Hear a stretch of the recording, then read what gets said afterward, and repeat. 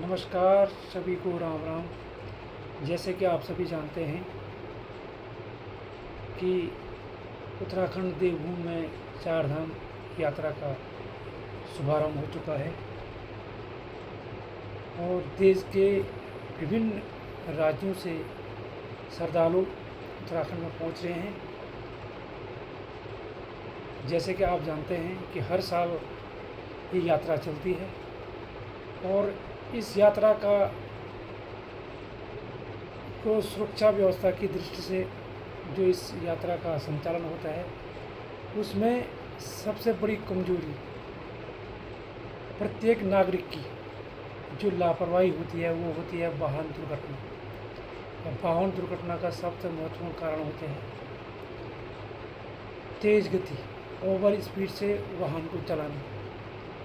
मैं विशेषकर उन वाहन चालकों को कहना चाहता हूँ जिनके निजी वाहन हैं। निजी वाहन यानी कि जो अपनी व्यक्तिगत गाड़ियों से, चाहे वो देहरादून, उत्तरकाशी, चंपारण, चमोली, रुद्रप्रयाग या विभिन्न पहाड़ी क्षेत्रों से विशेषकर जो आवागमन करते हैं।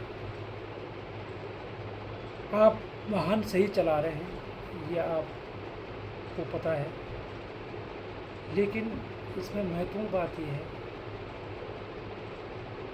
कि जो आप पे अपोजिट जो गाड़ी चला रहा है उसे पहाड़ी क्षेत्रों में गाड़ी चलाने का उतना अनुभव नहीं है, तो आपको उससे बचने के लिए सबसे पहले तो अपनी स्पीड को कंट्रोल करना पड़ेगा। क्योंकि जो विभिन्न राज्यों से आएंगे वो बाएं दाएं कुछ नहीं देखेंगे, उनको सिर्फ अपने आप को सेफ चलना है और वो ये नहीं देखते कि हमें बाएं तरफ चलना है या दाएं तरफ चलते हैं। क्योंकि जो मैदानी क्षेत्र में है वहाँ जो वाहन चलते हैं जो बाएं दाएं दोनों तरफ चलते हैं, लेकिन यहाँ पहाड़ों में ऐसा नहीं है। यहाँ वन वे चलना पड़ता है। अगर कोई बाएं साइड चल रहा तो उसको बाएं साइड से, और किसी को ओवरटेक करना है तो ओवरटेक दाएं से लेते हैं। लेकिन जो बाहर से आते हैं वो ओवरटेक बाएं तरफ से भी कर लेते हैं। और जो हमारे यहाँ जो वाहन चालक है वो अपने हिसाब से गाड़ियाँ चलाते हैं, लेकिन फिर भी उनकी कमियों को दूर करने और अपने आप को सुरक्षित करने के लिए तो आप क्या करें। सबसे पहले तो यही है, मैं ये कह रहा हूँ कि आपको अपनी वाहन की गति को कंट्रोल रखना है। दूसरा, जो हमारे कॉमर्शियल चालक हैं जैसे टाटा सुमो मैक्स या अन्य इनोवा वगैरह जो अन्य गाड़ियाँ हैं, उनको ये कहना चाह रहा हूँ कि यात्रियों को, जैसे आपने हरिद्वार छोड़ा फिर आप वापस ले आए अगस्त्यमुनि, रुद्रप्रयाग, चमोली, गोपेश्वर, केदार, ये गौरीकुंड वगैरह जहाँ भी, फिर आप ये सोचते हैं कि दोबारा हम यहाँ की सवारी उठा के फिर हम हरिद्वार या देहरादून जाएँ।